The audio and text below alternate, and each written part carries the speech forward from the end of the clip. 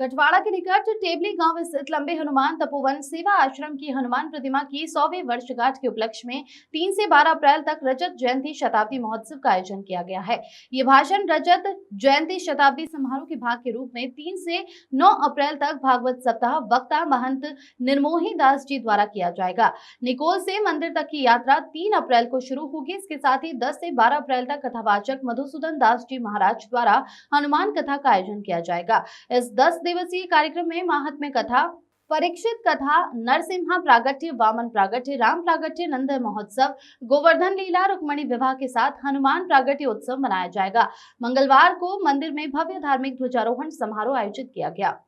अहमदाबाद से जय कुमार संत की रिपोर्ट। नाम रोकड़िया बापू है, कटवाड़ा टेबली हनुमान तपोवन आश्रम।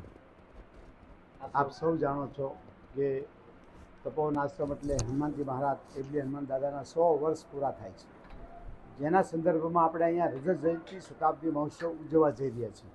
जेमां आजे प्रथम दिवस एटले 1 तारीखे આપણે સૌ પ્રથમ હનુમાનજી મહારાજની ધજાનું આરોહણ કર્યું, ધજા ચડાવી દાદાની સાથે વિશાળ કાર્યક્રમ। આપ સૌ જાણો છો કે રજત જયંતી શતાબ્દી મહોત્સવનો અર્થ એટલે શું? રજત જયંતી એટલે 25 વર્ષ મને માતાજીને આ હનુમાનજીના ટેકરે થયા છે અને સાથે હનુમાનજી મહારાજના 100 વર્ષ પૂરા થાય છે એટલે રજત જયંતી શતાબ્દી મહોત્સવ નામ આપણે આપેલું છે। જેમાં આપણે 200 કરોડ રામ મંત્ર સાથે શ્રી રામ મહાયજ્ઞ કરવા જઈ રહ્યા છીએ।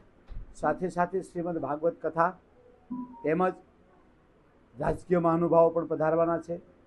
સાથે અમારા ભારતભરના સંતો મહંતો જગતગુરુ શંકરાચાર્ય પણ સાથે પધારવાના છે।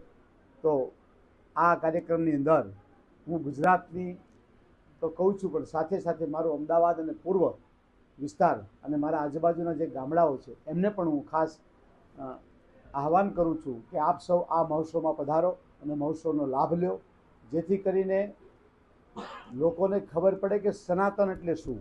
આપણે એક સનાતન ધર્મનું વિશાળ પ્રદર્શન પણ અહીંયા રાખેલું છે। ચલચિત્ર સાથે ભગવાનનું 200 મૂર્તિનું પ્રદર્શન એટલે તમામ દેવી દેવતાઓની મૂર્તિઓ આપણે અહીંયા બનાવી અને સરસ રીતે બાળકોને ખ્યાલ આવે સનાતન એટલે શું। વિશેષ કે આપણે એક ભાર આપેલો છે કે વ્યસન મુક્તિ ઉપર। આ સમાજમાં અત્યારે સમય અનુસાર ખૂબ પરિસ્થિતિ આપણી કથળી થતી જાય છે, તો દરેકને હું વિનંતી કરું છું કે આ પ્રદર્શન જોવા માટે અવશ્ય પધારે। સાથે સાથે વ્યસન મુક્તિ ઉપર જે આપણે ભાર આપ્યો છે એ ગુજરાતની જનતાને હું હાથ જોડીને વિનંતી કરું છું, વ્યસનો અને ફેશનોથી દૂર રહી અને પોતાના પરિવાર સંયુક્ત પરિવાર રહે અને સંયુક્ત જીવન જીવે એવી અપેક્ષા સાથે એક સાધુ તરીકે હું આપને વિનંતી કરું છું। અસ્તુ જય સિયારામ। 12 તારીખમાં આપણા માન્ય મુખ્યમંત્રી શ્રી ભૂપેન્દ્રભાઈ પટેલ, એમાં એમની કેબિનેટ મંત્રાલય સાથે સાથે ગુજરાતના બધા જ રાજકીય મહાનુભાવો પણ પધારવાના છે। અમારા પૂર્વના કોર્પોરેટરો, આજુબાજુના જે કોઈ ગામડાના છે, સરપંચો છે, એ બધા જ પધારશે। મતલબ આ કોઈ રાજકીય પ્રોગ્રામ નથી પણ એક ધાર્મિક પ્રોગ્રામ છે। પણ રાજકીય એટલા માટે હું કહું છું કે આ જે અત્યારે ચાલી રહ્યું છે ને સનાતન ઉપર ચાલી રહ્યું છે અને આજે અત્યારે જે આપણી સરકાર છે એ સનાતન ધર્મની સરકાર છે એટલે સનાતન ધર્મને હું વધારે ભાર આપું છું અને દરેકને કહું છું કે આપણે બધાએ સાથે મળીને આવા પ્રોગ્રામો કરતા રહેવા જોઈએ, જેથી કરીને બાળકોને પણ સંસ્કાર મળે। હું દરેક સંતોને પણ વિનંતી કરું છું કે આવા નવા નાના મોટા પ્રોગ્રામો કરી અને ધર્મને વેગ કેવી રીતે આપવો અને વિધર્મીઓ જે આપણી પાછળ પડ્યા છે એ આપણાથી દૂર રહે અને સનાતન આગળ વધે, એટલા માટે હું આ સનાતન ધર્મનો પ્રચાર કરવા માટે નીકળેલો છું। બીજું, મારો પૂર્વ વિસ્તાર આજે છેલ્લા 35 વર્ષથી હું આ વિસ્તારમાં રહું છું।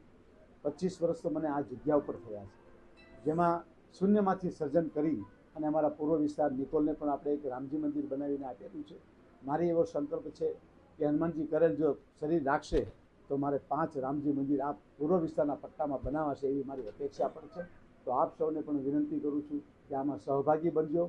કોઈ પૈસાની અપેક્ષા નથી, મારે કોઈની પાસે પૈસા માગવા પણ નથી, મારે જોતા પણ નથી। મને હનુમાનજીએ શક્તિ આપેલી છે, હું ક્યારેય પણ ગમે તેવું કાર્ય મૂકું છું।